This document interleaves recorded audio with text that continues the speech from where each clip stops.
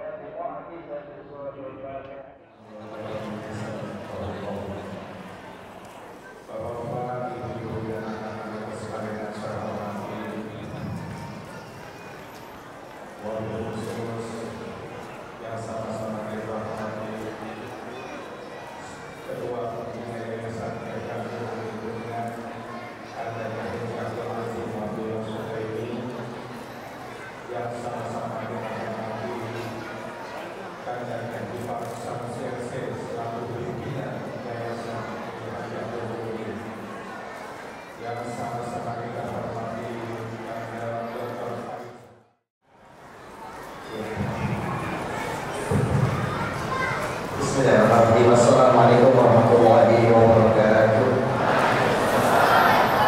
Alhamdulillah alladzi bi ni'matihi tatimmu shalihat. Asyhadu an la ilaha illallah wahdahu la syarika lah wa asyhadu anna Muhammadan 'abduhu wa rasuluh. Ballagha ar-risalata wa adda al-amanah wa nasaha al-ummah wa jahada fillahi haqqa jihadih wa tarakana 'ala al-mahajjati al-bayda.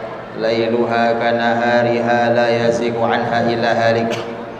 اللهم صل وسلم وبارك وأنعم على رسولنا وإمامنا وقدوتنا ومعلمنا ومربينا وسيدنا محمد صلى الله عليه وسلم وعلى آله وصحبه أجمعين. سبحانك لا علم لنا إلا ما علمتنا إنك أنت العليم الحكيم. اللهم انفعنا بما علمتنا وعلمنا ما ينفعنا وزدنا علما. اللهم بارك لنا في أمورنا كلها. اللهم بارك لنا ووالدينا ومشايخنا وبارك لنا جميع المسلمين والمسلمات يا أرحم الراحمين يا مجيب السائلين. Amma ba'd. Bapak Ibu semuanya, di sini ada orang tua kita, ada kiai kita, ketua yayasan pendidikan di Baitul Mughni ini, ada Dr.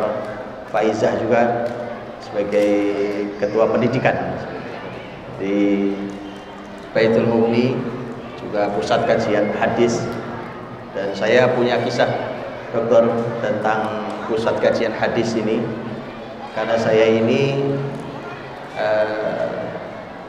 kemarin sebenarnya waktu diundang ke sini saya langsung menolak. Jadi saya mohon maaf Kiai, saya bilang enggak, kalau ke Baitul Mughni saya enggak mau. Jadi waktu diundang disampaikan ke saya, Baitul Mughni membuat Gemah Muharram, diundang untuk ceramah. Saya bilang enggak, kalau Baitul Mughni enggak. Kenapa? Saya ini untuk ke Baitul Mughni murid saya, Bu.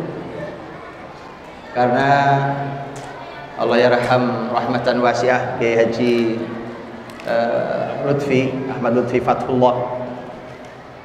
Beliau itu guru saya. Dulu waktu saya pasca sarjana di UIN, nah itu beliau guru saya. Terakhir sebelum pandemi, saya bincang di ruangan sebelah ini dengan beliau.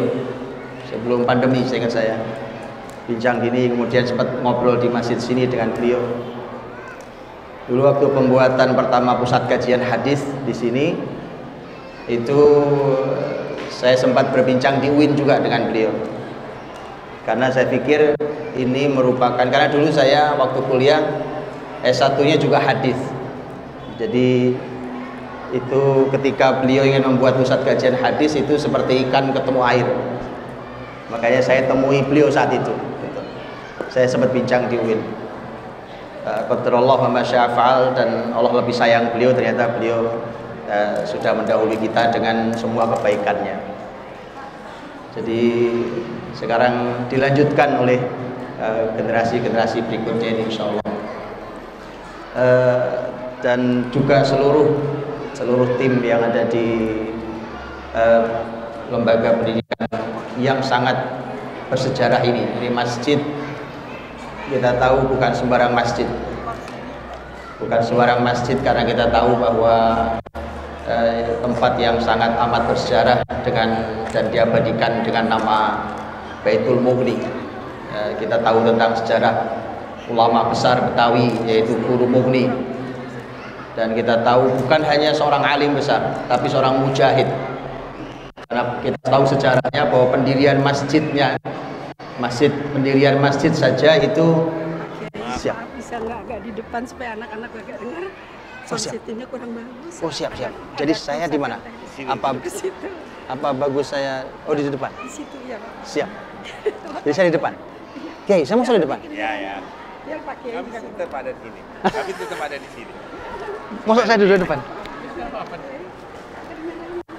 Oh gitu. Siap. Katanya kurang ini dengan samping kurang ini. Ada gangguan.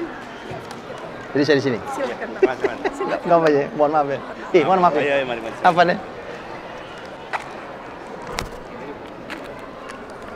Nah, saya disuruh maju nih. Saya nggak tahu kenapa suruh maju ini. Nggak sopan ini. Antum kenapa tuh di bawah juga? Yai, jangan di bawah. Yang nyaman ya. Ayo naik. Baik. Mohon maaf, saya mohon maaf Ustaz. Jadi kita tahu bahwa ini memang masalah kualitas keberkahan, nggak akan kemana. Ruhnya masih bisa dirasakan karena kita tahu. Yang belum tahu ya silakan dibuka sejarahnya seorang alim terkenal Betawi ini yaitu Guru Mughni, dan kemudian dilanjutkan oleh anak-anaknya, dan kemudian perjuangan dilanjutkan sampai ke cucu-cucunya. Nah, seperti beliau, seperti Dr. Faizah sebagai cucu-cucu. Memang kalau nasab besar itu memang nggak kemana-mana. Makanya dalam Islam itu ada ilmu nasab. Jadi orang penting betul tahu Anda keturunan siapa. Itu bukan hanya untuk membanggakan saya anak siapa, tetapi apa hasab saya, nasab dan hasab, apa karya besar keluarga besar saya. Jadi kalau kayak kiai kita ini ya nggak kemana-mana. Ilmu turun dari kakeknya, dari buyutnya lagi turun ke ayahnya, kiai besar ya sudah sampai ke beliau itu darahnya beda sama darah kita itu. Memang beda itu luar biasa. Jadi siapapun hari ini santri-santri yang berkesempatan duduk belajar di tempat ini, mudah-mudahan mereka pun mendapatkan keberkahan itu, mendapatkan cek baik. Mudah-mudahan suaranya lebih baik ya, lebih terdengar suaranya mudah-mudahan. Baik juga untuk santri-santri kita, murid-murid yang belajar di sini, karena dalam Islam Bapak Ibu juga wali murid juga santri-santri semua ini, dalam Islam belajar ilmu itu bukan hanya wawasan, bukan ilmu untuk ilmu, tapi dalam Islam ilmu untuk amal. Dan kalau sudah ilmu untuk amal itu babnya pasti bab keberkahan ilmu. Keberkahan ilmu itu berhubungan sangat erat nomor satunya dengan gurunya, sang pengajar ilmu. Jadi kalau belajarnya di tempat yang penuh dengan berkah ilmu dan perjuangan, mudah-mudahan itu turun sampai kepada santri-santrinya. Karena tidak sederhana, tidak gampang.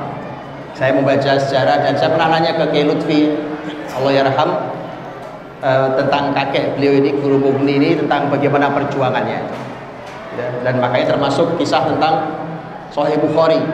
Itu beliau ceritakan ke saya tentang Sahih Bukhari. Karena Guru Mughni orang yang saat belajar dahulu di tanah suci itu memilih ilmu, karena ada pilihan, ada beberapa pilihan. Ada yang pilihan mengambil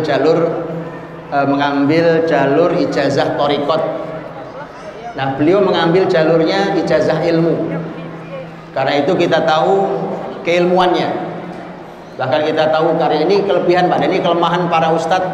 Mohon maaf ya, para ustadz, para kiai, para syekh, para habib hari ini itu kelemahannya sudah sangat amat sedikit yang menulis kitab dengan bahasa Arab. Betul gak ya? Ulama-ulama zaman dulu termasuk Guru Mugni punya karya dalam bahasa Arab gak ya? Punya. Dan salah satunya dalam ilmu hadis. Maka tidak heran kalau Kiai Lutfi Fathullah ya nggak jauh-jauh, nasabnya nasab hadis Pak. Sampai ilmunya sih turun begitu apa adanya. Nasabnya pun nasab hadis. Makanya di salah satu karya Allahyarham Kiai Lutfi itu ada yang setahu saya mensyarah kitabnya Guru Mugni.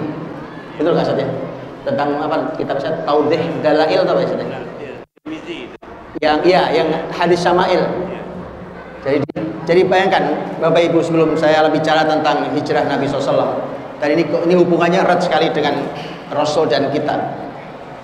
Itu Bapak Ibu bisa bayangkan ya, bagaimana perjuangan seorang kakek dilanjutkan sampai ke cucunya dalam kebaikan-kebaikan. Kegelisahannya Nabi Zakaria alaihissalam sudah sampai usia sangat tua tapi belum punya keturunan. Itu menggelisahkannya bukan cuma saya nggak punya anak, bukan. Kegelisahan terbesarnya adalah Rabbi inni wahanal azmu minni washta'ala ar-ra'su syaiba wa lam akum bidu'aika rabbi syaqiyya wa inni khiftul mawaliya min warai wa kanat imraati aqira fahab li min ladunka waliya. Yang dikhawatirkan, ya Allah, saya ini tulang-tulang sudah rapuh, sudah lemah, kepala ini sudah nyala, putih semua, sudah ubanan, dan saya takut. Ini kata Nabi Zakaria, setua ini saya takut generasi pelanjut setelah saya tiada. Itu kekhawatiran orang soleh. Makanya bahagianya Guru Mugni adalah bukan cuma anaknya jelas. Saya tadi tanya ke beliau, berapa jumlah putra-putri Guru Mugni dan berapa banyak yang melanjutkan karya ilmu. Kata beliau, putra-putrinya ada 30 lebih. Itu juga kelemahan kita Pak. Anak 1, 2 itu kelemahan kita. Ada yang membantah saya dengan mengatakan zamannya beda. Yang beda apa? Guru Mugni makan nasi, memang Anda makan batu, Anda makan semen gitu Pak, betul nggak? Guru Mugni minum air, ini minum air. Guru Mugni tinggal di Jakarta, antum masih tinggal di Jakarta juga Pak sekarang? Enggak, yang bedakan apa? Oh zamannya beda, yang beda apa? Dulu beliau berjuang hanya untuk mendirikan masjid, berjuang lawannya Belanda, hanya untuk izin Jumatan tok harus izin ke Belanda. Atau Jumatan sekarang pakai izin nggak di sini? Nggak ada. Jadi zaman kita jauh lebih nyaman. Memang kita banyak alasan, itu dok masalahnya dok. Atau kalau tidak banyak alasan, mungkin sebabnya yang dokter sampaikan tadi, udah nggak laki-laki, kurang jemur matahari itu. Kurang jemur matahari Pak, jadi lemah syahwat yang dijanjikan antum nih. Anak 1, 2. Enggak, antum bocah boleh cek sejarah negeri ini. Tidak usah alim dalam ilmu agama seperti Guru Mugni. Founding Fathers negeri ini tuh anaknya ada gitu yang 1, 2. Anak-anaknya 2, anaknya banyak-banyak. Bung Karno berapa anaknya? Ya kan? Berapa anaknya? Lah Pak Harto loh berapa anaknya yang bikin program KB? Pak Harto berapa anaknya? Padahal beliau bikin program KB. Jadi Bapak Ibu dirahmati Allah, teman-teman semuanya, karena itu ini keindahan. Karena dalam sejarah Islam pun dulu memang generasi pelanjut kebaikan ini harus ada. Maka alangkah indahnya generasi dilanjutkan dari kakek dari bapak ke anak ke cucu terus itu kebahagiaan yang luar biasa.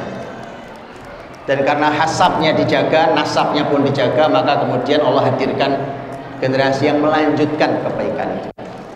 Saya sering sampaikan begini, anak-anak kita ini perlu dikenalkan nasab dan hasab orang tuanya. Kata nasab dan hasab itu ada dalam hadis Nabi. Linasabiha, dalam riwayat lain lihasabiha. Tunkahul mar'atu li arba'. Empat kriteria wanita itu dinikahi karena 4 hal. Nah itu ada riwayat yang mengatakan linasabiha karena nasabnya, ada yang mengatakan lihasabiha karena hasabnya. Dan ulama menjelaskan nasab itu kamu anak siapa, terus ke atas. Tapi kalau hasab ini, nah keluarga besar kita ini karya besarnya apa? Karya besarnya apa? Itu nasab dan hasab. Anak-anak kita perlu dikenalkan, Pak. Nanti orang tua punya PR mengenalkan kita itu siapa dan punya karya apa. Nah, Bapak Ibu dirahmati Allah, karena itu pelajaran tentang keberadaan kita di tempat yang luar biasa, tempat yang bersejarah dan tempat yang istimewa. Tentu mudah-mudahan Allah memberikan ampunan, rahmat, dan dimuliakan, ditinggikan derajatnya bagi semua generasi terdahulu kita, untuk guru murni, untuk seluruh anak dan cucunya, untuk seluruh mereka yang telah berjuang menghadirkan keluarganya untuk umat ini. Itu sumbangsih yang terbesar. Baik, Bapak Ibu dirahmati Allah, kemudian juga teman-teman santri semua, ini agak beragam ini isinya nih. Tadinya saya mau serahkan ke ibu-ibu karena Dr. Zaidul sudah mancing-mancing tentang jemur matahari. Gimana dok? Mau kita selain macam saya nanti di ujung bagian ini aja, di ujung aja. Karena ibu-ibu kalau udah ketemu Dr. Zaidul itu Masya Allah, dari nggak hamil jadi hamil, dari nggak hamil jadi hamil itu kan ajaib itu. Padahal cuma ketemu doang gini loh Pak. Sakti Dr. Zaidul itu. Kan? Tadi coba 16 tahun nggak hamil, ketemu Dr. Zaidul hamil, padahal ketemu doang gini Pak. Sakti benar saya. Ya kan? Makanya tadi mau saya serahkan mic ke ibu-ibu, kalau ada yang mau nanya, mumpung orangnya ada. Saya juga nggak tahu kenapa ada di sini orangnya. ini rezeki kata Kiai, benar-benar rezeki deh. Saya datang ke ruangan loh, kok orangnya udah ada di sini ini. Insyaallah tabarakallah. Jazakallahu khairan Dr. Zaidul. Baik, ada santri-santri kita di sini, Masya Allah. Ini murid-murid kita ini. Saya sebenarnya pengen ngasih tebakan ke santri dulu Pak sebenarnya nih, supaya Rasulnya hadir dulu kan gitu kan. Ada santri-santri siap nggak jawab pertanyaan saya? Saya kasih hadiah deh, saya kasih hadiah, tapi saya nggak buat dia. Siap nih, saya kasih pertanyaan. Mau? Ada yang laki, ada yang perempuan dah. Aman ya, angkat tangan ya. Boleh angkat tangan ya. Saya kasih lah bareng 2-3 pertanyaan. Hadiahnya ntar saya carikan. Saya nggak bawa apa, saya carikan insyaallah. Aman? Siap? Santri siap ya? Santri siap ya? Murid-murid semua ya? Yang perempuan juga boleh, yang perempuan angkat tangan juga boleh tuh. Boleh perempuan juga angkat tangan. Ini tentang Rasul, pertanyaan seputar Rasul yang bisa angkat tangan. Oke, pertanyaan pertama, dengarkan baik-baik. Hadiahnya menarik, Masya Allah. Umroh bila mampu. Tapi ada hadiah aman, hadiahnya, walaupun setidaknya simbol cinta, ya kan, simbol cinta. Nanti saya carikan tiap nanti. Siap ya? Pertanyaan pertama. Ini nggak tahu nih, saya levelnya ada yang SD, ada yang SMP, mungkin ya. Baik. Pertanyaan pertama. Semua tentang Rasul. Yang bisa angkat tangan ya. Nah, nanti dibantu ngeliatin siapa yang angkat tangan. Oke, pertanyaan pertama. Pertanyaan pertama. Ini Bapak Ibu nggak boleh ikutan. Untuk Bapak Ibu pertanyaannya nanti ada. Hadiahnya beda. Nanti kita mintakan ke panitia insyaallah. Oke, pertanyaan pertama tentang Rasul. Rasul SAW itu hijrah, temanya hijriah hari ini. Hijrah dari Mekah ke Madinah. Betul ya? Pertanyaannya. Nama asli kota Madinah itu apa? Angkat tangan. Wih, angkat tangan banyak. Saya nggak tahu siapa yang ditunjuk. Yang mana Ustaz? Yang mana? Ya, ini dulu. Tenang, ada banyak pertanyaan, aman. Nah, ya, silakan. Ulang. Apa nama asli kota Madinah? Yasrib. Jazakallahu khairan. Siapa namanya? Hah? Milo. Mido kelas berapa? Kelas 8 hari ini. Masya Allah, tabarakallah, barakallahu fikum. Cukup, nanti hadiahnya nyusul Mido ya. Oke, Mido. Baik, itu pertanyaan pertama. Kata Mido, nama asli kota Madinah itu. Madinah itu artinya kota sebenarnya kan. Makanya disebutnya Madinah Nabawiyah, kota Nabi, atau Madinah Munawwarah, kota yang bercahaya. Tapi nama aslinya Yasrib. Kenapa diganti? Karena kata Yasrib itu artinya nggak bagus. Karena Yasrib itu artinya masalah. Yasrib sendiri, Yasrib itu artinya masalah. Makanya Quran mengatakan, Nabi Yusuf mengatakan, la tasriba Yasrib, la tasriba alaikumul yawm, yaghfirullahu lakum wa arhamur rahimin. Yasrib itu ya, kata Nabi Yusuf, sudahlah, saudara saya maafkan, kamu sudah tidak punya masalah dengan saya. Makanya harus diganti ya, yang namanya nggak bagus diganti nanti. Nabi mengganti nama kota. Ya, nama kota diganti. Kalau Jakarta artinya bagus Kiai ya. Kalau enggak kita balikin ke apa dulu? Jayakarta. Jayakarta, kata Kiai Jakarta. Baik, itu pertanyaan pertama ya. Mido, Masya Allah, saya lahir Mido kelas 8. Oke. Pertanyaan kedua. Yang putri boleh, saya boleh dibantu dilihatin Ustaz ya. Ternyata luar biasa santri-santri Baitul Mughni ini wawasannya, sehingga banyak yang angkat tangan. Oke, pertanyaan kedua, teman-teman santri. Pertanyaan kedua. Sesungguhnya di Rasul dan para sahabat itu peristiwa hijrah itu tidak hanya ke Madinah. Sebelumnya ada hijrah. Pertanyaannya hijrah kemana? Itu duluan kayaknya Ustaz. Ini duluan kayaknya nih. Namanya dulu ya. Namanya siapa?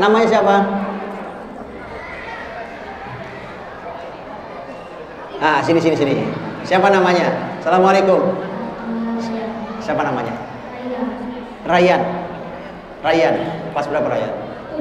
7. Adik kelasnya Mido berarti. Hijrah kemana?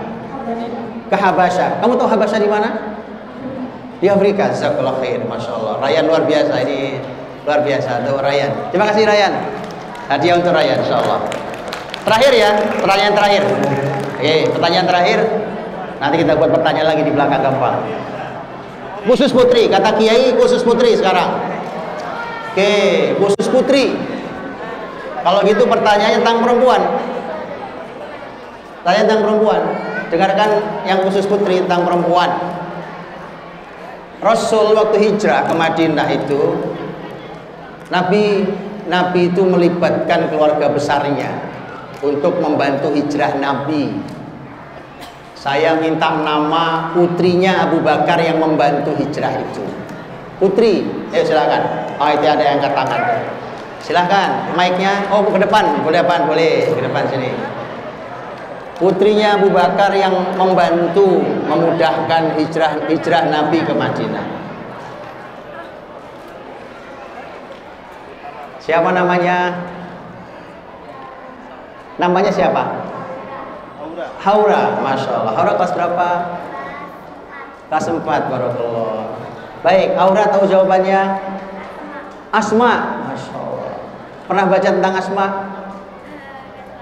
Enggak terlalu, tapi tahu namanya Asma. Asma dengan Aisyah apanya? Tahu Aisyah, putri Abu Bakar, istri Nabi, bersaudara sama Asma berarti ya? Baik. Terima kasih Haura. Asma putri Abu Bakar jawabannya. Terima kasih banyak untuk Haura. Baik. Udah ya? Nah, sekarang buat Bapak Ibu aja lah. Bapak Ibu mau bertanya juga ini ya?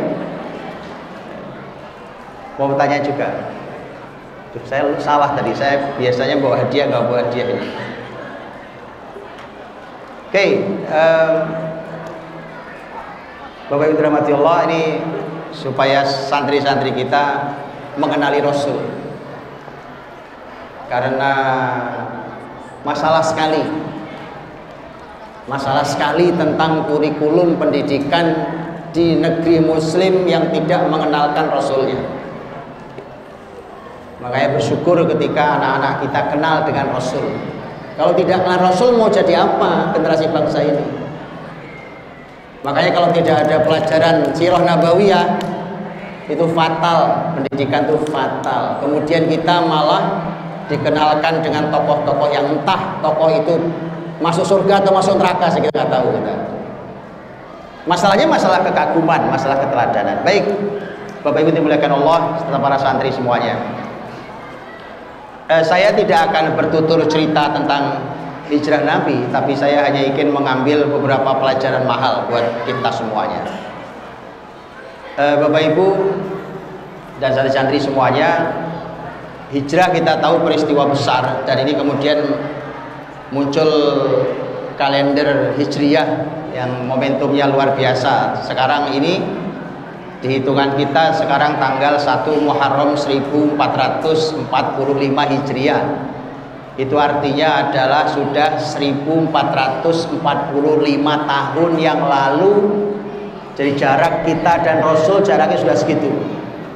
Sudah 1445 jaraknya. Itu lama sekali. Sehingga kalau lama itu ini ajaib, ini ajaib. Ini bukti bahwa Rasul Muhammad SAW itu orang pilihan, orang terbaik. Mengapa? Bayangkan Bapak Ibu, banyak orang mati, banyak orang meninggal, itu nggak usah nunggu setahun, beberapa waktu juga udah dilupakan orang. Tapi ada orang yang 1445 tahun yang lalu hari ini masih dikenang orang, masih ditulis lagi biografinya, bahkan masih diteladani dan terus coba digali inspirasi hidupnya. Gak ada orang kayak gitu. Kalaupun ada orang nulis biografi dirinya, lah itu paling satu generasi sudah habis. Orang sudah lupa dengan kehidupan dia. Maka dari itu bagian dari panjangnya usia, panjang usia kenangan kebaikannya, dan itu doanya Nabiullah Ibrahim alaihissalam. Dalam Al-Quran Allah abadikan doa Ibrahim, waj'alli lisana sidqin fil akhirin. Ya Allah, jadikan aku ini ada di lisan kejujuran orang-orang setelah saya, lisan yang jujur. Jadi jadikan aku nih, Ibrahim ini, jadikan aku ada di lisan kejujuran orang-orang setelah saya. Artinya selalu disebut. Dan betul, Ibrahim lebih tua lagi jaraknya dari kita. Tapi setiap kita sholawat kepada Nabi Muhammad SAW, kita sholawati juga Ibrahim alaihissalam. Allahumma salli ala Muhammad wa ala ali Muhammad kama sallaita ala Ibrahim. Bahkan keluarganya wa ala ali Ibrahim. Jadi Rasul 1445 tahun lalu jaraknya dengan kita, sehingga momentum untuk mempelajari, kemudian makanya ada peringatan untuk mengenang perjuangan Nabi, termasuk tema hari ini. Bapak Ibu teman-teman, bukan hal yang remeh tentang tema hijrah. Bukti yang paling gampang adalah Umar bin Khattab radhiyallahu anhu membuat kalender itu berdasarkan hijrah Nabi SAW. Nabi itu kan hidup 63 tahun, berdakwah kurang lebih 23 tahun. Ketika Umar radhiyallahu anhu suatu hari Umar mendapatkan tulisannya ada bulannya, bulan Sya'ban. Umar nanya, ini Sya'ban kapan? Sekarang atau tahun kemarin atau tahun depan atau kapan? Itu karena muslimin belum punya tahun. Kalau bulan sudah, jadi bulan Muharram, Safar, Rabiul Awwal, Rabiul Tsani. Ngomong-ngomong, ini pada hafal nggak bulan Hijriah? Pada hafal nggak ini? Ada yang hafal nggak? 12 bulan ada yang hafal nggak? 12 bulan. Bukan Januari, Februari ya. Muharram, Safar itu yang dipakai dalam kalender Islam. Ini hafal nggak ini? Ini kayaknya seru kalau yang ditunjuk bapak-bapak gitu ya. Gimana bapak ya kan? Tapi nggak angkat tangan, tunjuk ini, ya kan? Ini jangan-jangan kita nggak hafal bulan-bulan. Bulan ke-9 itu apa? Bulan ke-9 apa? Hah? Ramadan ya? Ya, kalau bulan ke-5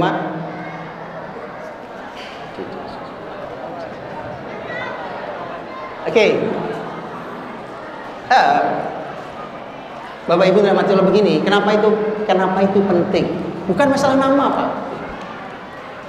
Hidup kita nih, umur kita ini, itu Allah atur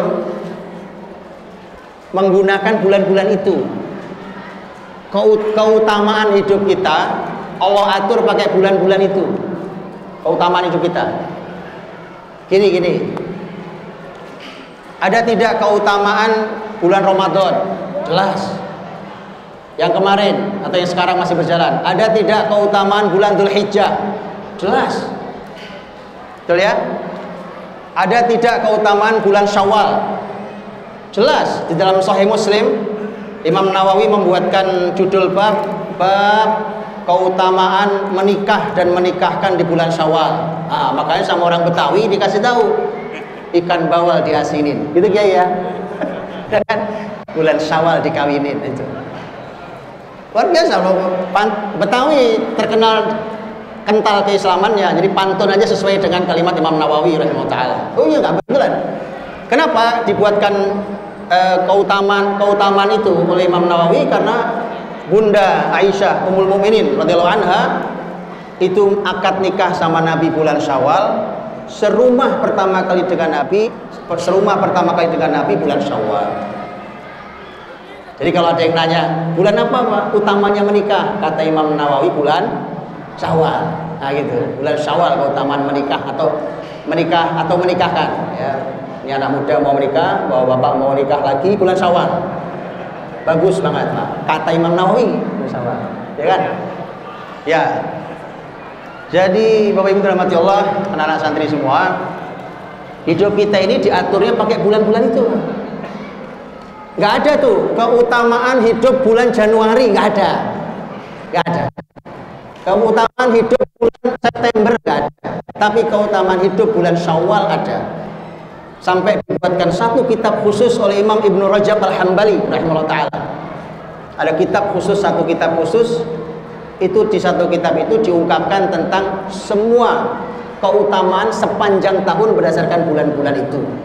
Sehingga kita, keluarga muslim ini, kalau ingin mulia, tahu supaya hidup ini produktif, bagus, mulia, istimewa, maka caranya perhatikan hari-hari istimewa itu. Ya tapi kita nggak kenal harus bagaimana. Itu masalah tuh. Jadi ya, maka bukan hal yang kebetulan ketika Umar sebagai, perlu diketahui bahwa Umar bin Khattab radhiyallahu anhu itu seorang mujtahid besar. Para sahabat itu juga berlevel, ilmunya ada berlevel. Ada yang levelnya level mujtahid paling tinggi. Nah, Umar radhiyallahu anhu itu memasuki level itu. Itu mujtahid ilmu paling tinggi di kalangan para sahabat Nabi SAW. Dan itu berdasarkan mimpi Nabi Muhammad SAW. Karena Nabi SAW bermimpi, kata Nabi, bahwa saya minum susu, sisanya saya berikan pada Umar. Dan itu takwilnya adalah al-ilm. Takwilnya adalah ilmu. Maka kalau level ijtihad ilmu paling tinggi adalah Umar radhiyallahu anhu, sebagaimana Imam Ibnu Rajab Al-Hambali juga menjelaskan dalam kitab Jamil Ulumi wal Hikam. Nah jadi kita punya bulan-bulan itu. Maka ketika Umar memutuskan, jadi muslimin waktu buat kalender itu bukan buat bulan, tapi cuma buat tahun. Karena bulan-bulan sudah dikenal Arab. Bulan-bulan itu yang menamai Arab. Dan semua ada sejarahnya. Kenapa Muharram dinamai Muharram? Ya kan? Biasanya yang kita tahu cuma Ramadan doang. Kenapa Ramadan dikasih nama Ramadan? Nah itu jawabannya pas ada tahu, betul ya? Kenapa Syawal dikasih nama Syawal? Ya, kita nggak tahu itu. Itu semua ditulis di dalam penjelasan para ulama dalam kitab mereka. Yang dicari Umar radhiyallahu anhu itu hanya tahun untuk menentukan, kita bikin yuk kalender sendiri. Saat itu kalender banyak, tinggal milih saja mau berkiblat kemana, ke Persia, ke Romawi, ke bangsa-bangsa lain, mau berkiblat kemana. Tapi Umar radhiyallahu anhu memutuskan kumpul dengan para sahabat. Jadi bukan sendirian. Bayangkan kumpul dengan para sahabat, orang-orang mulia itu memutuskan. Umur Nabi yang 63 tahun, dakwah Nabi 23 tahun. Dari 60 itu banyak peristiwa yang dilalui Nabi, peristiwa besar-besar. Tetapi yang dipilih oleh para sahabat, tahun 1 kita hitung dari hijrah Nabi SAW. Jadi bukan kebetulan, bahwa itu artinya momentum yang sangat besar yang dipakai untuk menandai usia kita, yaitu hijrah Nabi SAW. Saya mau nanya Pak, kalau tahun baru Masehi itu Januari, itu tanda untuk apa? Kan tahun baru Masehi pakai Januari. Januari itu nandai apa? Nah, nggak tahu kita kan? Nggak tahu. Kalau hijrah jelas. Kalender hijriah menandai apa? Hijrah. Itu artinya, lihat ya, para sahabat Nabi mulia radhiyallahu anhum ajma'in ingin ngasih tahu kita, kalau sudah berputar 1 tahun usiamu, balik lagi, tahunnya balik lagi, maka diingatkan lagi dengan tema hijrah. Hidupnya yang setahun itu mungkin sudah compang-camping, ya kan? Yuk hijrah lagi. Tadi Dr. Faiza sudah menyampaikan tadi ke kita tentang hijrah. Tidak ada lagi hijrah pindah dari tempat ke tempat, tapi hijrah dari hal yang buruk kepada hal yang baik.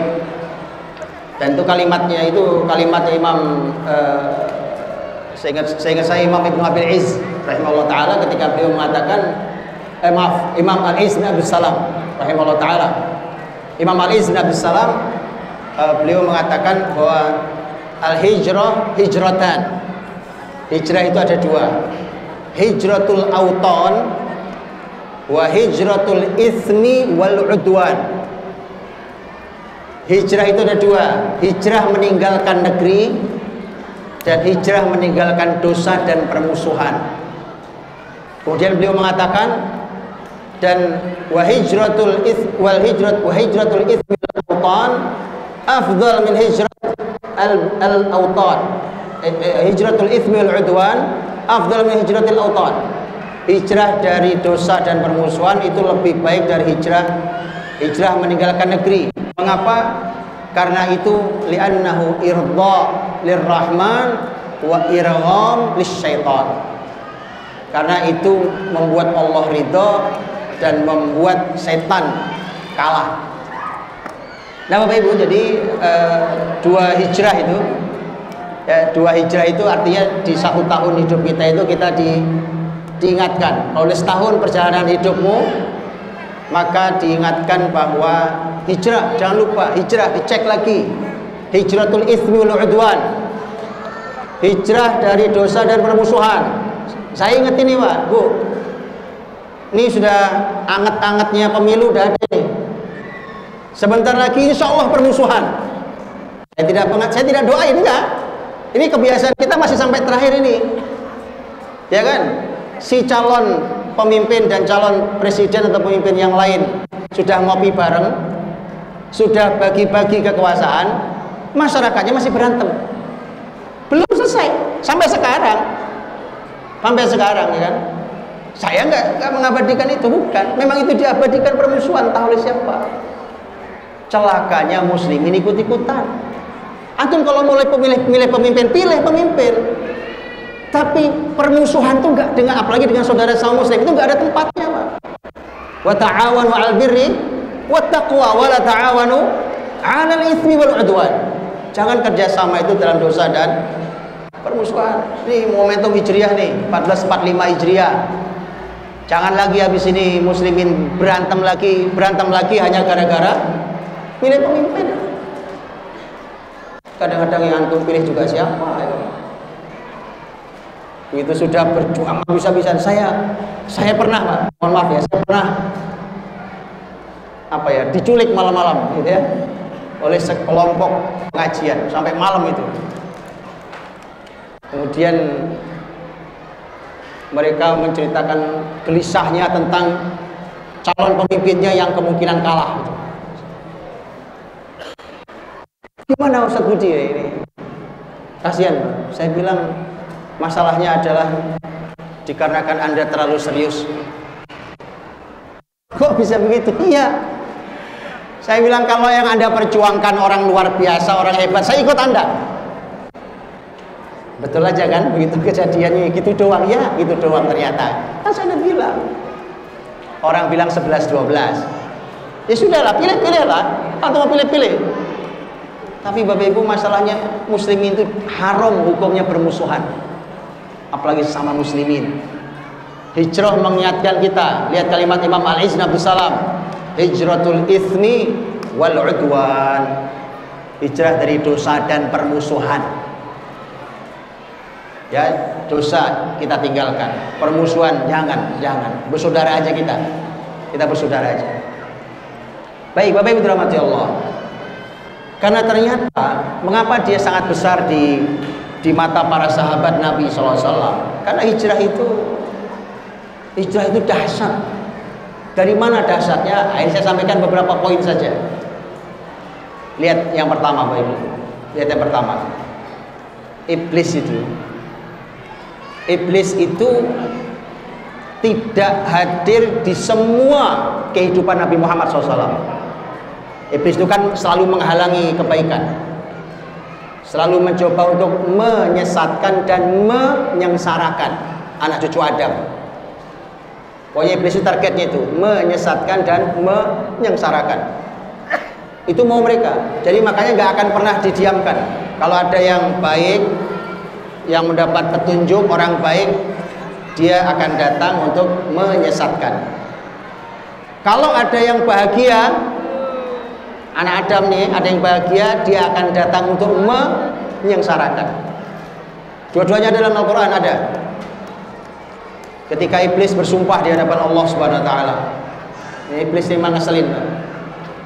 Sudah bersalah, nggak ngaku salah, diusir Allah dari kehidupan tinggi sana, kemudian malah dia bersumpah di hadapan Allah.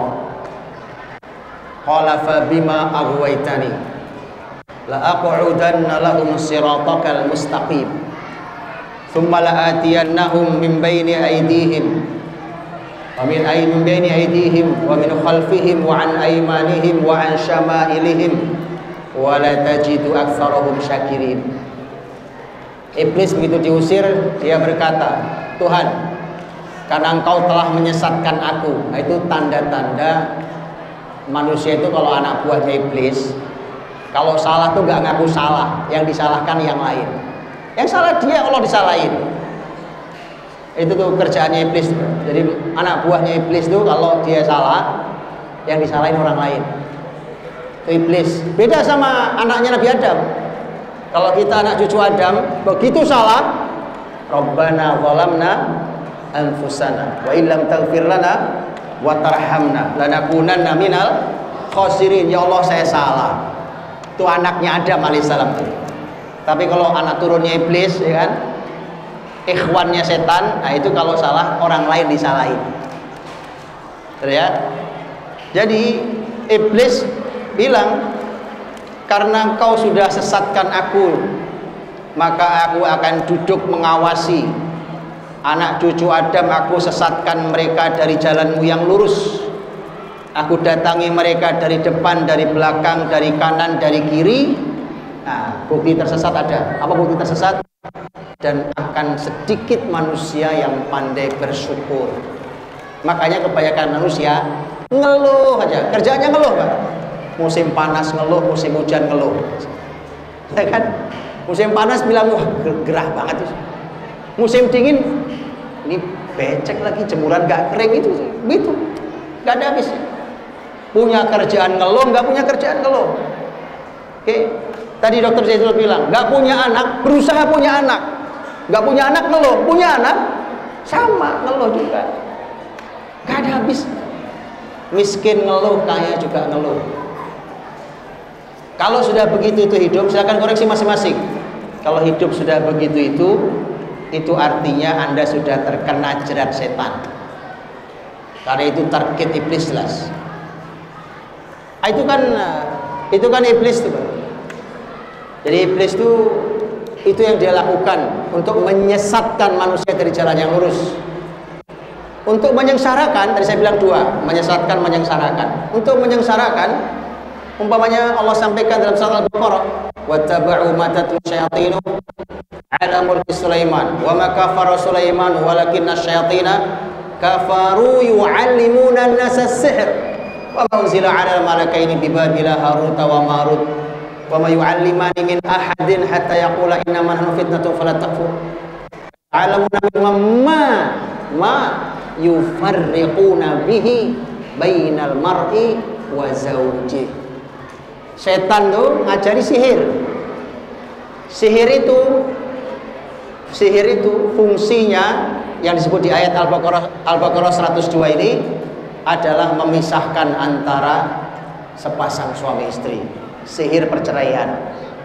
Dalam hadis yang sahih riwayat Muslim, Iblis sebagai pimpinan para setan itu manggil setan, kemudian suruh laporan masing-masing. Lapor, sini. Apa yang sudah kamu lakukan? Dia bilang, saya sudah menyusahkan orang begini. Kata iblis, ini bukan prestasi hebat. Maju lagi yang lain. Sampai ada yang mengatakan, saya telah berhasil memisahkan antara suami dan istri. Kata iblis, nah ini nih baru prestasi. Oh ya. Jadi perceraian itu subhanallah nggak gampang. Jadi anak buah iblis mau orang beriman hidup, masya Allah, orang hidup luar biasa. Saya kasih contoh Saudah radhiyallahu anha, salah satu istri Nabi Ummul Mukminin radhiyallahu anha. Saudah radhiyallahu anha. Saudah itu radhiyallahu anha pernah ditawari Nabi cerai. Para ulama menjelaskan kenapa Saudah ditawari Nabi cerai. Karena Saudah itu istri Nabi yang sudah sepuh. Jadi kasihan memang. Antum tahu Nabi, ya. Tahu Nabi, masya Allah, dengan semua tugas besarnya, dengan semua pergerakannya yang luar biasa itu. Kasihan, Saudah sudah sepuh. Ya, daripada gak bisa ngikuti Nabi SAW. Tapi Saudah menjawab, ya Rasulullah, saya ini jangan diceraikan. Saya cuma berharap kelak saat dibangkitkan di hari kiamat disebut sebagai istrimu. Oke? Dan saya hadiahkan jatah malam saya untuk Aisyah radhiyallahu anha. Jadi itu Saudah. Dan itu dikomentari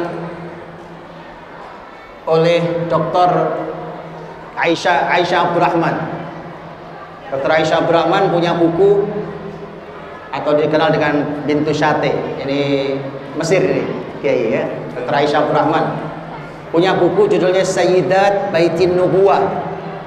Para wanita di keluarga kenabian. Di mukaddimahnya, termasuk di mukaddimahnya beliau mengatakan bahwa apapun yang terjadi di keluarga Nabi, tidak ada satupun istri-istri Nabi yang mau diceraikan. Karena kata Dr. Aisyah, bagaimana mau diceraikan? Karena mereka hidup bersama laki-laki terbaik di muka bumi. Itu. Ya. Itu luar biasanya keluarga Nabi SAW. Tapi kalau ketemu iblis, makanya tuh lihat ajarannya tuh hari ini. Jadi kalau anak-anak kita salah ditonton, Pak, tontonan mereka, pacaran seru banget, nikah gak lama putus. Begitu nikah nih cerai, akrab lagi padahal sudah haram. Coba yang gitu, setan kerjaannya. Kemarin waktu pacaran kan belum halal. Pacaran wah luar biasa. Itu baper senusantara. Luar biasa. Ya kan? Begitu nikah, gak lama cerai. Begitu sudah cerai, sudah haram lagi kan? Karena bukan suami istri. Akrab lagi atas nama silaturahim. Setan itu memang luar biasa. Jadi setan itu nggak ridho kalau yang halal-halal. Dia dorong orang untuk menikmati yang haram. Dan setan iblis itu sangat bahagia kalau setan anak buahnya itu mampu menceraikan keluarga anak cucunya Adam ini. Maka tuh lihat peradaban setan itu kayak gitu tadi tanda-tandanya tuh. Itu tanda-tanda peradaban setan tuh. Jangan dilihat, jangan ditiru itu. Baik. Jadi santri-santri kita ini nontonnya yang baik-baik Pak. Kalau mereka dikasih HP, nah saya tidak tahu ini gimana ceritanya nih. Ya kan? Semua berita dilihat. Semua berita ditelan. Tanpa kita sadari, mereka kita sodori keteladanan setan. Harusnya uswatun hasanah Rasulullah SAW. Jadi ini kita tadi bicara tentang bahwa hijrah itu istimewa. Kenapa istimewa? Kenapa itu dipilih para sahabat untuk menandai hidup kita setahun? Itu dikarenakan, ini salah satunya, iblis itu tidak hadir di semua peristiwa hidup Nabi. Iblis itu kan big boss, ya, bos besarnya, big bossnya setan. Big bossnya setan ini, si iblis ini, namanya bos besar, itu kan tidak turun di semua keadaan. Namanya bos tinggi, ya kan nggak mungkin. Petinggi nggak mungkin semua hal dia turun. Tapi kalau dia turun, berarti ini sesuatu yang perlu mendapatkan perhatian pemimpin tertingginya. Di dalam hidup Nabi tercatat iblis langsung yang hadir itu 2 kali, yang jelas. Satu di peristiwa menggagalkan hijrah Nabi. Yang kedua di peristiwa perang besar pertama muslimin yang terjadi tanggal 17 Ramadan tahun 2 Hijriah, yaitu perang Badar. Iblis datang betulan dan Allah abadikan dalam surat Al-Anfal. Jadi bayangkan, 2 peristiwa ini berarti 2 peristiwa yang sangat amat besar. Mohon ditadaburi. Kenapa iblis datangnya pas momentum peristiwa ini? Kenapa? Kenapa pas ini hadirnya? Yang satu hijrah, yang kedua jihad pertama yang besar. Kenapa? Itu mohon ditadaburi Pak. Nanti ini Kiai, Ustaz, PR santri-santri nanti suruh mentadaburi kira-kira apa ya hikmahnya itu. Kenapa 2 itu? Kenapa sampai iblis harus turun sendiri? Nggak cukup diwakilkan oleh setan-setan yang lain. Karena nggak cukup. Ini wajib mendapat perhatian big boss. Ini 2 peristiwa besar. Tapi kenapa? Nanti supaya kita dapat jawaban. Kalau hari ini kita sedang menjalani peristiwa 2 besar ini, maka hati-hati iblis bisa turun langsung. Termasuk tema hijrah. Tadi Dr. Faiza sampaikan, hijratul itsmi wal udwan. Gak mungkin Anda dibiarkan oleh iblis. Orang yang hijrah dari keburukan, dari dosa, dari kebiasaan yang tidak baik, dari permusuhan, pengen bersatu, gak mungkin Pak, iblis gak turun. Karena hijrah itu kita tahu kisahnya, iblis hadir langsung. Kapan iblis hadir langsung di peristiwa hijrah Nabi? Iblis itu, ini pelajarannya luar biasa. Karena Nabi SAW ketika Nabi melihat Madinah atau kota Yathrib tadi sudah siap untuk dihijrahi muslimin dari Mekah, maka Nabi memerintahkan para sahabat yang mau pindah ke Madinah, ke Yathrib, silakan pindah sekarang. Maka sahabat masing-masing berangkat dengan semua dramanya. Nggak ada yang gampang hijrahnya, nggak ada yang mudah. Atau bisa silakan baca di buku sejarah. Hijrah nggak ada yang gampang, nggak ada yang mudah hijrah itu. Meninggalkan dosa nggak ada yang mudah, meninggalkan permusuhan nggak ada yang mudah, nggak ada yang mudah. Kalau kita nggak fight, berjuang betul, kita selamanya akan tenggelam dalam dosa dan permusuhan. Kalau nggak mau fight nggak bisa, harus berjuang, ngotot. Sahabat yang hijrah semua dengan tantangannya. Ada yang ditangkap, dirantai sama keluarganya. Ada yang ditangkap, panas oleh keluarganya di penjara. Ada kisah yang sangat menyedihkan, kisah Abu Salamah dan Ummu Salamah, sepasang suami istri yang punya anak kecil. Begitu Abu Salamah hijrah, bawa istrinya, keluarga istrinya menghalangi. Ummu Salamah diambil keluarganya, Abu Salamah dipersilahkan untuk berangkat sendiri. Masalahnya si anak kecil ini mau dibawa Abu Salamah atau Ummu Salamah.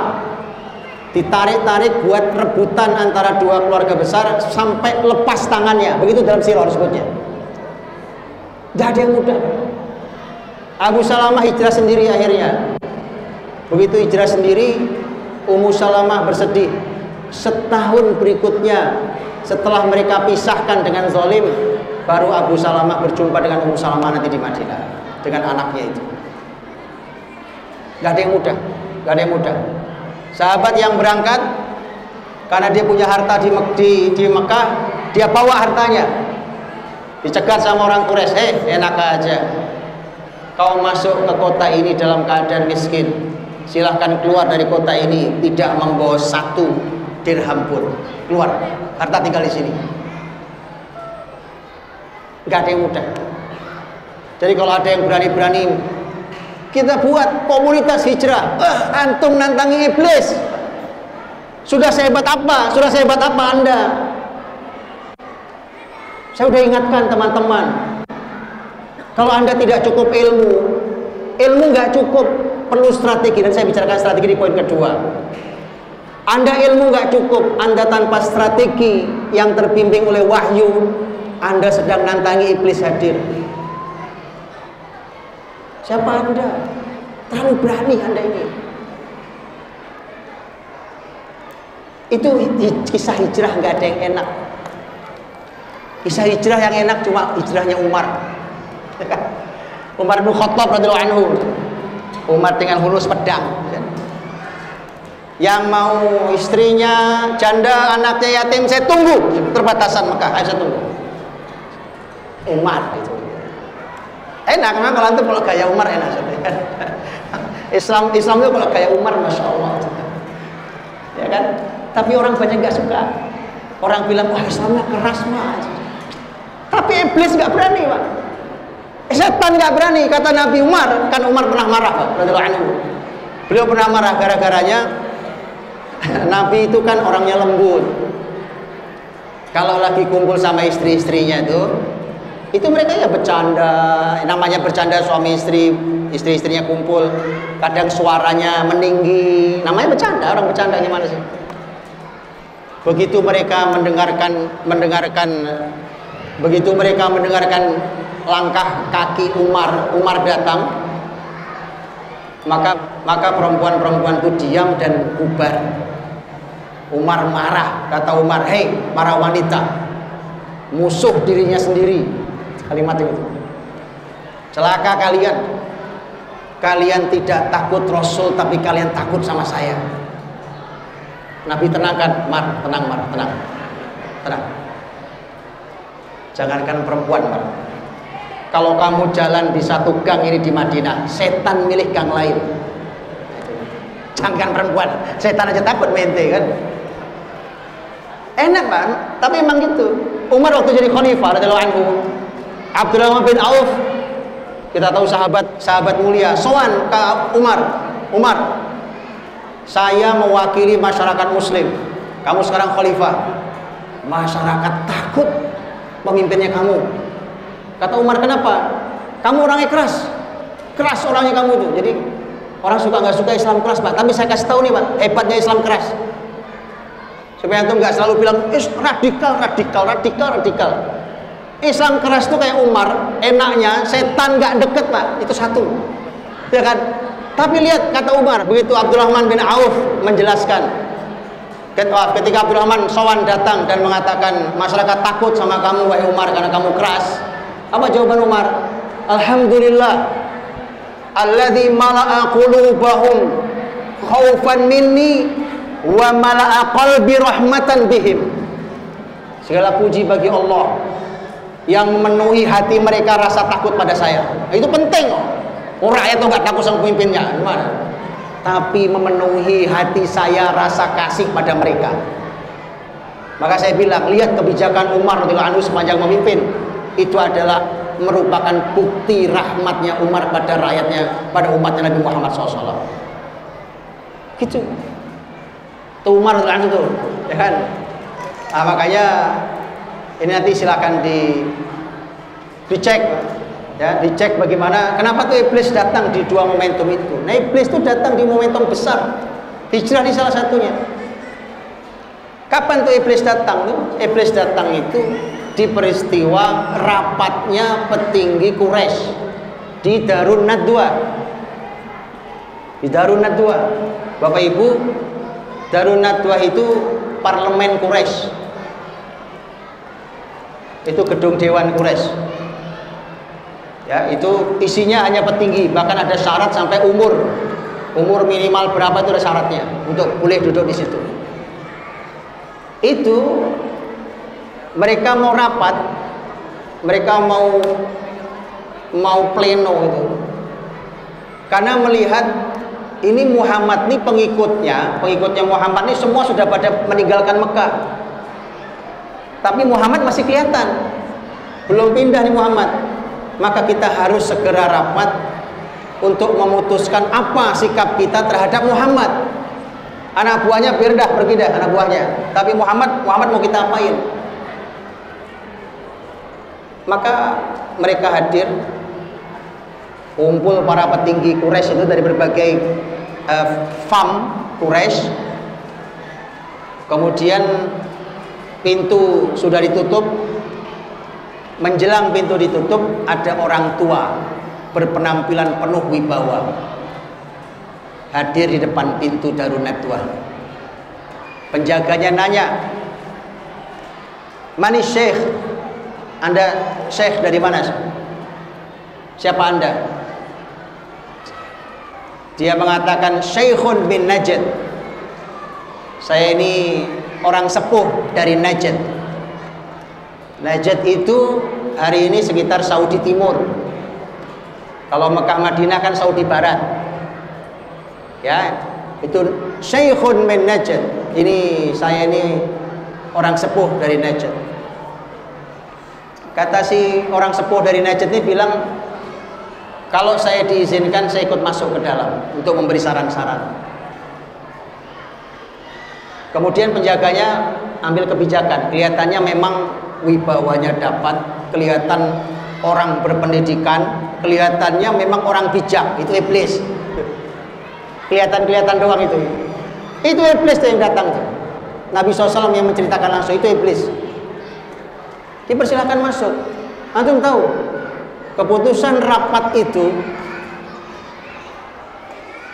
ada beda pendapat. Muhammad mau diapain? Ada yang bilang, Muhammad kita usir aja sekalian, biar aja dia pergi, kita usir. Si orang tua dari Najd ini bilang, jangan, itu bukan pendapat yang baik. Kamu nggak tahu Muhammad kalau bicara kalimatnya enak, menarik, orang senang dengernya. Nanti Muhammad punya kekuatan di luar sana, di negeri barunya. Dia punya kekuatan, nanti akan mengalahkan kalian suatu hari. Tuh lihat iblis, Pak. Yang disampaikan iblis benar apa enggak benar? Benar. Di Madinah Nabi punya kekuatan. Tahun 8 Hijriah Mekah ditaklukkan oleh Nabi dan para sahabatnya. Betul ya? Iblis. Iblis itu pengalamannya banyak. Dia umurnya sudah panjang, paling panjang hari ini. Jadi makanya kata iblis ini bukan pendapat, ini pendapat gak tepat ini. Ada yang bilang kalau gitu Muhammad kita ini aja, kita bunuh aja. Kata iblis ini bukan pendapat yang bagus juga. Nanti kalau kita utus orang bunuh Muhammad, maka yang terjadi nanti akan terjadi balas dendam. Keluarga besarnya Muhammad, Bani Hashim, Bani Muttalib akan balas dendam, akan menuntut karena ponakannya yaitu Muhammad dibunuh, akan terjadi bisa banjir darah di Mekah ini. Nah, itu bukan pendapat juga. Oh, iblis ya kan? Itu iblis. Makanya iblis itu waktu goda Nabi Adam dan berhasil, ya kan? Kata iblis apa? Iblis mengatakan inni lakum nasihun amin. Adam sama Hawa, dengerin ya. Aku ini penasihat yang amanah buat kalian. Nasihat sama anak buah iblis sekarang ngambil anak-anak kita ini juga kesannya memberi saran, memberi konsultasi, menerima curhat. Hati-hati. Dari dulu iblis mengemas dirinya sebagai nasihun amin, seorang konsultan yang amanah. Iblis dari dulu. Maka hati-hati. Nah, Bapak Ibu, makanya kemudian usul datang dari pemimpin setannya manusia, yaitu Abu Jahal. Abu Jahal bilang, menurut saya begini, dari suku keluarga besar Quraisy ini masing-masing nyumbang anak muda yang kuat badannya. Nanti Muhammad kita gebuki bareng-bareng sampai mati. Terserah mau kita tusuk, kita pukul, kita tendang, pokoknya darah kita ratakan di antara kita. Sehingga kalau keluarga Muhammad mau menuntut, dia tidak bisa, karena dia menuntut semua kita. Ujungnya paling damai nanti, ya kan? Kata iblis tuh, ini baru pendapat. Jadi memang klop, mix, cocok memang. Setan manusia, setan iblis cocok. Idenya sama idenya. Ya kan? Syayatinul ins dan syayatinul jin sama. Setan, sama-sama setan. Oke, jadi akhirnya kemudian itu yang saya sampaikan tadi. Akhirnya pendapatnya adalah bahwa pendapat Abu Jahal yang diikuti. Jadi pendapat keluar dari Abu Jahal distempel oleh iblis. Itu keputusan Majelis Permusyawaratan Darun Nadwah Quraisy. Jadi kalau ada lembarannya, Pak, yang tanda tangan Abu Jahal, yang stempel iblis. Paham ya? Kan gitu kalau sekarang. Tanda tangan Abu Jahal, yang stempel iblis. Saya bilang, Darun Nadwah itu posisinya di mana? Darun Nadwah itu, Pak, posisinya di depan Hijri Ismail. Hijri Ismail itu yang setengah lingkaran Ka'bah itu. Ya kan, Ka'bah ada setengah lingkaran namanya Hijri Ismail. Ya, itu atau Hatimah itu Hijri Ismail. Di seberangnya itulah gedung Darun Nadwah. Lihat Bapak Ibu dirahmati Allah. Di tanah paling suci, di hadapan Ka'bah, kejahatan tentang Rasulullah direncanakan. Jadi apalagi cuma Indonesia, Pak. Di depan Ka'bah, tempat paling suci, kejahatan tentang Rasul direncanakan. Ya kan? Jadi jangan silau, Pak. Wah, dia ini, Pak, pernah masuk Ka'bah, itu nggak mensucikan orang. Dulu kejahatan mau membunuh Nabi itu direncanakannya di mana? Di depan Ka'bah. Di depan Ka'bah. Makanya saya cukup sedih kalau Ka'bah itu dimasuki dengan alasan politis. Asal kepala negara boleh masuk. Ya, terserah sih. Tapi kasihan Ka'bah, Pak. Kasihan Ka'bah. Kalau dia kepala negara yang soleh apa nggak apa-apa. Kalau enggak, kasihan Ka'bahnya. Tapi yang nggak aneh ya, waktu tadi itu kejahatan pernah mereka lakukan di situ. Oke. Nah, Bapak Ibu dirahmati Allah, maka kemudian direncanakan sejahat itu oleh iblis. Karena orang-orang Quraisy itu perencanaannya langsung dipimpin iblis. Lihat. Ketika begitu keadaannya, jadi pihak kafir Quraisy itu yang mimpin iblis, maka Nabi Muhammad harus dipandu langsung oleh Jibril. Imbang. Jadi hijrah itu begitu. Lawanmu siapa? Iblis. Wah, gak bisa. Kalau gak dibimbing wahyu gak bisa. Jibril langsung datang ke Rasulullah SAW. Kemudian Jibril membuat perencanaan dengan Rasulullah SAW, dikasih panduan. Selesai mendapat panduan, siang hari panas-panas, yang itu bukan waktu Nabi biasa kunjung ke rumah Abu Bakar, teman akrabnya itu, radhiyallahu anhu. Karena Nabi itu seringkali datang ke rumah Abu Bakar, karena teman akrab sejak sebelum jadi Nabi. Tapi kalau siang hari saat terik seperti ini, itu bukan waktunya Nabi berkunjung. Tapi saat itu Nabi berkunjung siang hari dengan wajah agak ditutupi gitu. Kemudian Nabi datang ke rumah Abu Bakar. Kemudian Abu Bakar dari dalam rumah lihat Nabi datang. Kata Abu Bakar, ini tidak biasa, ini aneh, ini pasti ada yang tidak biasa. Rasul masuk ke dalam rumah. Kata Nabi pada Abu Bakar, Abu Bakar, keluarkan semua yang ada di dalam rumah. Kata Abu Bakar, di dalam rumah cuma ada keluargamu, ada Aisyah, istrimu. Kata Nabi, oke kalau gitu. Nabi mengatakan, Allah sudah memerintahkan saya untuk hijrah. Kemudian Abu Bakar berkata, apakah artinya dengan kau beritahu aku ini, artinya aku harus menemanimu? Kata Nabi, iya. Abu Bakar nangis. Aisyah yang di dalam melihat dialog itu, kata Aisyah, baru kali ini saya lihat ada orang bahagia tapi nangis. Nanti ya? Orang saking bahagia tapi nangis itu Abu Bakar waktu dapat kabar menemani hijrah Nabi SAW. Padahal menemani hijrah itu penuh dengan perjuangan luar biasa. Setelah itu kemudian perencanaan dibuat sangat matang perencanaannya. Disiapkanlah kendaraannya, disiapkanlah penunjuk jalan yang melewati jalan yang tidak biasa dilalui oleh kebanyakan orang. Hijrah begitu kalau mau selamat, melewati jalan yang tidak biasa dilewati oleh kafilah dagang. Maka perlu penunjuk jalan yang paham jalan itu, karena jaraknya jauh Mekah Madinah. Maka ditunjuk Abdullah bin Uraikid yang posisinya masih musyrik, tapi gak peduli agamanya, yang penting cuan, penting duit ya. Dan seterusnya perencanaan dilakukan matang, menginap di Gua Thur. Padahal Gua Thur itu posisinya bukan di utara, padahal Madinah ke utara, tapi ke selatan. Gua Thur di sebelah selatan, malah ke arah selatan. Itu perencanaannya.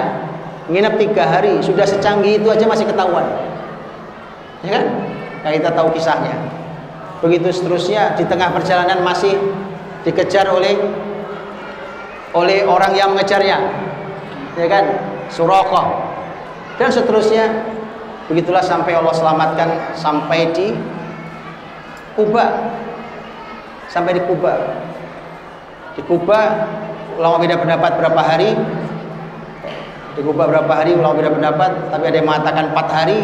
Kemudian nanti hari Jumat bergerak dari Kuba masuk ke arah Masjid Nabawi yang hari ini, nanti kemudian begitu seterusnya. Dan itu kalau didalami bahwa hijrah itu harus direncanakan sangat matang. Hijrah dari dosa dan permusuhan pun harus direncanakan sangat matang kalau mau sukses, karena rintangannya sepanjang jalan hijrah itu sangat amat banyak dan luar biasa. Saya kira itu Bapak Ibu dirahmati Allah, sudah jam 11 lewat. Mohon maaf atas salah kurangnya, mudah-mudahan Allah muliakan kita semua. Mudah-mudahan Allah lindungi kita dan keturunan kita dari setan, dari iblis. Sebagaimana doanya ibundanya Maryam untuk Maryam dan anak cucunya Maryam dan zuriyahnya Maryam. Sebagaimana dalam surat Ali Imran, wa inni u'idzuha bika wa dzurriyyataha minasyaitonir rajim. Ya Allah, saya mintakan perlindungan anakku Maryam ini dan zuriyahnya dan keturunannya dari setan yang terkutuk. Didik anak susah kalau selalu diganggu setan. Maka mintalah perlindungan agar Allah lindungi, mudah-mudahan Allah lindungi kita, zuriyah kita, keturunan kita dari setan yang terkutuk. Mudah-mudahan Allah muliakan guru-guru kita, Allah muliakan orang-orang yang berjasa dalam hidup kita, dan mudah-mudahan Allah SWT mengampuni dan kembali mempersatukan negeri ini. Kalau muslimin bersatu, maka mudah-mudahan Allah hadirkan keberkahan dengan dihadirkan pemimpin yang cinta kepada umat Nabi Muhammad SAW. Wallahu a'lam bishawab. Saya kira itu. Mohon maaf atas salah kurangnya. Subhanallah wa bihamdika asyhadu an la ilaha illa anta astaghfiruka wa atubu ilaik. Assalamualaikum warahmatullahi wabarakatuh. Jazakumullah. Afan Kiai. Afan Kiai. Insyaallah. Allah.